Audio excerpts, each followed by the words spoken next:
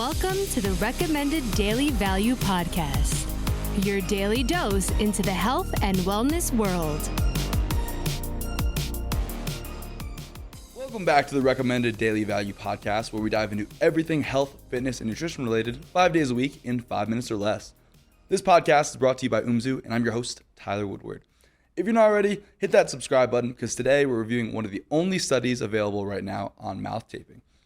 So we talked about mouth taping a bit yesterday, and I do find it very interesting, as is a very practical, non-invasive practice that anyone can do. All you have to do is buy some mouth tape, which is readily available on Amazon or anywhere online and probably at your local CVS. But without further ado, let's dive into this study. In the study, they took 20 people that had been identified as open mouth breathers, or people that breathe through their mouth overnight, that also had obstructive sleep apnea, and then they measured their sleep before and after the administration of mouth tape. The study was performed during COVID, so they used a home sleep test known as apnea link that's relatively reliable in measuring apneas, snoring, and the oxygen desaturation index. If you're not aware, an apnea is defined by a temporary cessation of breathing or stoppage of breathing.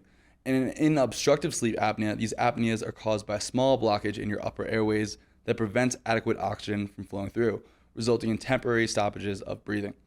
According to the Sleep Foundation, after a person with obstructive sleep apnea falls asleep, their airways intermittently narrow or collapse, causing fragmented sleep and contributing to severe health consequences if left untreated. In some people, this causes them to wake up, while in others, it just impairs their sleep quality. And there's a huge range in obstructive sleep apnea, with 5 to 14 apneas per hour being considered mild sleep apnea, with 30 plus apneas being considered severe. So basically, with severe obstructive sleep apnea, people are stopping breathing 30 times per hour, which you can imagine how severe an impact this would have on overall sleep quality. And according to the Sleep Foundation, about 1 billion people suffer with obstructive sleep apnea, with about 2 to 9% of Americans suffering from it, but this may be much higher since many cases are not diagnosed. In the study, they measured the baseline sleep of the trial patients with a home sleep test and then compared these results after the administration of mouth tape for 7 days. They found that mouth taping significantly reduced the incidence of apneas per hour. In the supine position, which means like laying on your back, the average number of apneas decreased from 9.4 to 5.5 events per hour, which is about a 41% reduction in the occurrence of apneas. The non-supine events, meaning either laying on your side or potentially on your stomach, but probably unlikely to be the stomach, also reduced from 3.2 to 0.6 events per hour. This makes a lot of sense because it's much less common to experience apneas when sleeping on your side because there's less restriction in the airways. The study also mentioned that 75% of the participants experienced positional sleep apnea, meaning they only experience apnea or sleep apneas when sleeping in certain positions, most likely being in the supine position or again laying on your back. Lastly, the number of snoring incidences decreased by an average of 47% when mouth tape was administered, which makes sense because you snore through your mouth, not through your nose. The authors concluded that mouth taping could be a very useful intervention in those with mild to moderate sleep apnea.